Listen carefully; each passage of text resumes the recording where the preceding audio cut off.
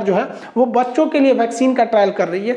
उधर America Pfizer vaccine को कर रहा है और भारत जो है वो भारत बायोटेक द्वारा बनाई गई कोवैक्सीन को कर रहा है। इसमें आपको एक तजुब वाला डाटा हम आपको बताते हैं। हम कुछ डॉक्टर से बात कर रहे थे, जिसे एम्स दिल्ली, इंडिया के कई एम्स के डॉक्टर और बहुत जो लोग इस ट्रायल में शामिल होते हैं, जो इसको कंडक्ट कराते हैं, उन लोगों ने बताया कि जो बच्चों को इन लोगों ने सेलेक्ट किया था कि इनमें वैक्सीन का ट्रायल किया जाए बच्चों के लिए, तो ताज्जुब ये हुआ कि उनमें से इन लोग के पास 60% बच्चों को वापस लौटाना पड़ा। मतलब बहुत ज़्यादा बच्चों को इन लोगों ने लिया नहीं था, मतलब लगभग 100 बच्चों को लिए थे, 100 में से 60 बच्चों को इन्होंने वापस लौटा दिया।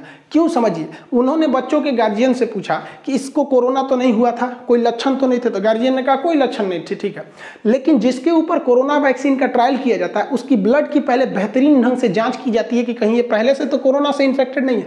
तो देखा गया कि उनमें से ज़्यादातर बच्चों में कोरोना से लड़ने वाली एंटीबॉडी ऑलरेडी है, जो इस बात की ओर संकेत करती है कि बच्चे हर्ड इम्यूनिटी की ओर हो चुके हैं, या फिर जो बच्चे जो हैं वो ऑलरेडी इन्फेक्ट हो चुके हैं, उनमें कोई खतरा ही नहीं है। और वैसे भी देखा गया कि बच्चों को हो रहा है और ख़त्म भी हो रहा है।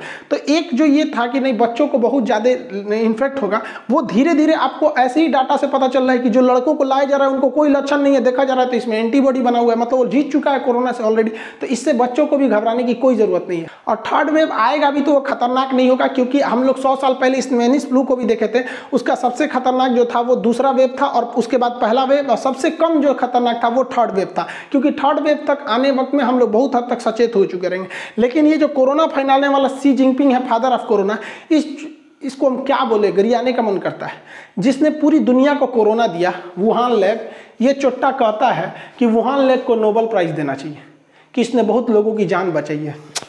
अरे चोट्टा कहीं कहीं वुहान लैब को ये नोबेल प्राइज, सोचिए, चिकित्सा के क्षेत्र का नोबेल प्राइज, जिसने कोरोना को बर्बाद, पूरी दुनिया को बर्बाद किया, उसको ये नोबेल प्राइज मांग रहा है। भैया अगर हम लोग इसको नोबेल प्राइज दे देंगे यहाँ पे, तो किस लिए देंगे हम बताइए? नोबेल पुरस्कार किस चीज़ के लिए दिया जाएगा आपको भैया? कि आपने वुहान का डाटा, लैब का डाटा छुपाया लोगों से, ये जो कोरोना है ये ह्यूमन टू ह्यूमन ट्रांसफर हो सकता है, इस बात को छुपाया, इसलिए इन्हें शांति का नोबेल देना चाहिए, या फिर इन्हें बायोलॉजी में चिकित्सा का नोबेल देना चाहिए। वुहान से जब कोरोना फैल रहा था तो 50 लाख लोगों को यहाँ चाइना सरकार जाने दी कि अलग अलग दुनिया में चले जाइए और फैल जाइए वुहान से। तो क्या इसलिए इन लोगों को नोबेल पुरस्कार दिया जाए? क्या इसलिए दिया जाए कि इन्होंने कहा था कि ह्यूमन टू ह्यूमन ट्रांसफर नहीं होता है? इनको भी तब नोबेल पुरस्कार दे देना चाहिए, क्योंकि यही है वो व्यक्ति है जो कह रहे हैं कि चाइना पे बैन नहीं लगाना चाहिए क्योंकि ये उतना खतरनाक वायरस नहीं। अब समझ में आ गया कितना खतरनाक है? ससुर तो नहीं तो बैल कहीं का, यो पैसा खैले है यहाँ पर।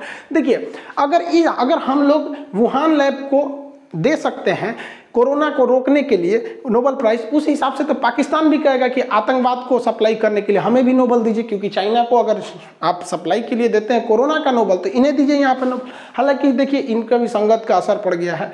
इसका इमरान खान का भी आँख अब छोटा छोटा हो गया है। देखिए आंखें बहुत छोटी लग रही है, चाइनीजों के साथ रहने से छोटा लग रहा है। क्या चल रहा है आप दोनों में? आँख ये क्या छोट हो गया है? तो भैया अगर ये इनको नोबेल मिलेंगे तो कल को ये जो पगला डोमिनोज का बर्गर है, ये क्या नाम है, किंग जोंग, उत्तरी कोरिया का, ये भी कहेगा तब तो पूरी दुनिया में डेमोक्रेसी का सबसे अच्छा हम है, हम ही को नोबेल पुरस्कार दीजिए। ऐसा नोबेल नहीं देना चाहिए, बल्कि शांति का जो नोबेल ओस्लो से दिया जाता है, इस बार शांति के क्षेत्र में नोबेल उस देश को देना चाहिए जिस देश में सबसे ज़्यादा लोगों ने अपनी जान गंवाई है। उस देश के प्रधानमंत्री राष्ट्रपति को नहीं, बल्कि उस संपूर्ण देश के नाम पर नोबेल पुरस्कार होना चाहिए कि यह देश एक मानवीय गलती के कारण सबसे ज़्यादा अपनों को खोया है इस देश में। अब इस देश में डेथ का रेशियो भारत में भी देखे थे, कितना बेतहाशा मौत हुई थी भारत में।